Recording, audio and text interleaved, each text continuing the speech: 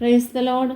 യിരെമ്യാ പ്രവാചകന്റെ പുസ്തകം 22-ാം അധ്യായം അതിൻ്റെ 1 മുതൽ 29 വരെയുള്ള വേദവാക്യങ്ങൾ.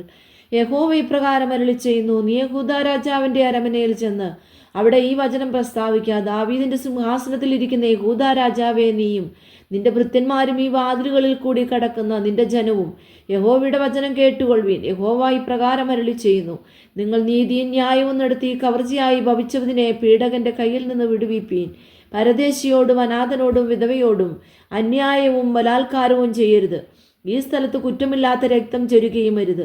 നിങ്ങൾ ഈ വചനം അനുഷ്ഠിച്ചാൽ ദാവീദിന്റെ സിംഹാസനത്തിൽ ഇരിക്കുന്നവരും രഥങ്ങളിലും കുതിരപ്പുറത്തും കയറുന്നവരുമായ രാജാക്കന്മാരും അവരുടെ ഭൃത്യന്മാരും പ്രജകളും ഈ അരമനയുടെ വാതിലുകളിൽ കൂടി കടക്കും. ഈ വചനം കേട്ടനുസരിക്കില്ലെങ്കിലോ ഈ അരമന ശൂന്യമായി പോകുമെന്ന് ഞാൻ എന്നെ ചൊല്ലി സത്യം ചെയ്യുന്നു എന്ന് യഹോവയുടെ അരുളപ്പാട്. യഹൂദാ രാജാവിന്റെ അരമനയോട് യഹോവ ഇപ്രകാരം അരുളിച്ചെയ്യുന്നു, നീ ഗിലെയാദും ലെബാനോന്റെ ശിഖരവുമാകുന്നു. എങ്കിലും ഞാൻ നിന്നെ ഒരു മരുഭൂമിയും നിവാസികളില്ലാത്ത പട്ടണങ്ങളുമാക്കും. ഞാൻ ആയുധപാണികളായ സംഹാരകന്മാരെ നിന്റെ നേരെ സംഭരിക്കും. അവർ നിന്റെ വിശിഷ്ട ദേവദാരുക്കളെ വെട്ടി തീയിലിട്ട് കളയും. അനേകം ജാതികൾ ഈ നഗരം വഴി കടന്നു പോകുമ്പോൾ ഓരോരുത്തൻ താൻ്റെ കൂട്ടുകാരനോട് ഈ മഹാനഗരത്തോട് യഹോവ ഇങ്ങനെ ചെയ്തത് എന്തെന്ന് ചോദിക്കുകയും അവർ തങ്ങളുടെ ദൈവമായ യഹോവയുടെ നിയമം ഉപേക്ഷിച്ച് അന്യദേവന്മാരെ നമസ്കരിച്ചു സേവിച്ചതുകൊണ്ട് തന്നെ എന്ന് ഉത്തരം പറയുകയും ചെയ്യും. മരിച്ചവനെക്കുറിച്ച് കരയേണ്ട, അവനെക്കുറിച്ച് വിലപിക്കുകയും വേണ്ട. നാട് വിട്ടു പോകേണ്ടി വരുന്നവനെക്കുറിച്ച് തന്നെ കരവീൻ. അവൻ മടങ്ങി വരികയില്ല, ജന്മദേശം ഇനി കാണുകയുമില്ല. തൻ്റെ അപ്പനായ യോശിയാവിന് പകരം വാണിട്ട് ഈ സ്ഥലം വിട്ടുപോയവനായി യോശിയാവിൻ്റെ മകനും യഹൂദ രാജാവുമായ ശല്ലൂമിനെ കുറിച്ച് യഹോവ ഇപ്രകാരം അരുളി ചെയ്യുന്നു, അവനിവിടേക്ക് മടങ്ങി വരികയില്ല. അവനെ ബദ്ധനാക്കി കൊണ്ടുചെന്ന സ്ഥലത്ത് വെച്ച് തന്നെ അവൻ മരിക്കും. ഈ ദേശം അവൻ ഇനി കാണുകയുമില്ല. നീതികേട് കൊണ്ട് അരമനയും അന്യായം കൊണ്ട് മാളികയും പണിത് കൂട്ടുകാരനെ കൊണ്ട് വേല ചെയ്യിച്ച് കൂലി കൊടുക്കാതിരിക്കുകയും ഞാൻ വിസ്താരമുള്ള അരമനയും വിശാലമായ മാളികയും പണിയുമെന്ന് പറഞ്ഞ് കിളിവാതിലുകളെ വീതിയിൽ തീർക്കുകയും ദേവദാരു കൊണ്ട് തട്ടിടുകയും ചായല്യം കൊണ്ട് ചായമിടുകയും ചെയ്യുന്നവൻ അയ്യോ കഷ്ടം. ദേവദാരു കൊണ്ട് മികച്ചവനാകുവാൻ ശ്രമിക്കുന്നതിനാൽ നീ രാജാവായി വാഴുമോ? നിന്റെ അപ്പനു ഭക്ഷണപാനീയങ്ങൾ കഴിച്ചില്ലയോ?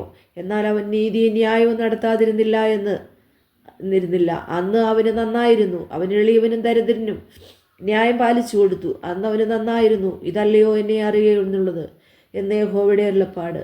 എന്നാൽ നിന്റെ കണ്ണും മനസ്സും അത്യാഗ്രഹം നിവർത്തിക്കുക, കുറ്റമില്ലാത്ത രക്തം ചൊരുക, പീഡനവും സാഹസവും ചെയ്യുക എന്നിവയിലേക്കല്ലാതെ മറ്റൊന്നിലേക്കും ചെല്ലുന്നില്ല.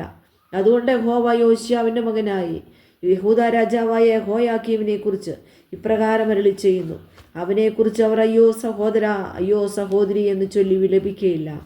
അവനെക്കുറിച്ച് അയ്യോ തമ്പുരാനെ, അയ്യോ തിരുമേനി എന്ന് ചൊല്ലി വിലപിക്കുകയുമില്ല. യെരുശലേമിൻ്റെ പടിവാതിലുകൾക്ക് പുറത്ത് അവനെ വലിച്ചെറിഞ്ഞ് ഒരു കഴുതയെ കുഴിച്ചിടുന്നത് പോലെ അവനെ കുഴിച്ചിടും. ലെബാനോനിൽ കയറി ചെന്ന് നിലവിളിക്കുക, ബാശാനിൽ നിന്ന് നിന്റെ ശബ്ദം ഉയർത്തുക, അബാരീമിൽ നിന്ന് നിലവിളിക്കാൻ നിന്റെ സകല സ്നേഹിതന്മാരും തകർന്നു കിടക്കുന്നുവല്ലോ. നിന്റെ ശുഭകാലത്ത് ഞാൻ നിന്നോട് സംസാരിച്ചു, നീയോ ഞാൻ കേൾക്കുകയില്ല എന്ന് പറഞ്ഞു. എൻ്റെ വാക്കനുസരിക്കാതിരിക്കുന്നത് ബാല്യം മുതൽ നിനക്കുള്ള ശീലം. നിന്നെ മേയ്ക്കുന്നവരെയൊക്കെയും കൊടുങ്കാറ്റ് മേയ്ക്കും. നിന്റെ സ്നേഹിതന്മാർ പ്രവാസത്തിലേക്ക് പോകും. അപ്പോൾ നീ നിന്റെ സകല ദുഷ്ടതയും നിമിത്തം ലജ്ജിച്ച് അമ്പരന്ന് പോകും.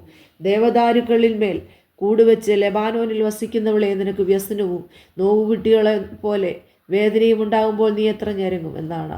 യഹോവയാക്കീമിൻ്റെ മകനായി യഹൂദ രാജാവായ കൊന്യാവ് എൻ്റെ വലം കൈക്ക് ഒരു മുദ്രമോതിരമായിരുന്നാലും ഞാൻ നിന്നെ ഊരിയെറിഞ്ഞു കളയും എന്നു യഹോവയുടെ അരുളപ്പാട്.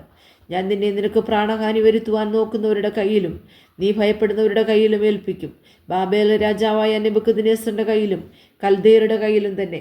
ഞാൻ നിന്നെയും നിന്നെ പ്രസവിച്ച അമ്മയെയും നിങ്ങൾ ജനിച്ചതല്ലാത്ത അന്യദേശത്തിലേക്ക് തള്ളിക്കളയും.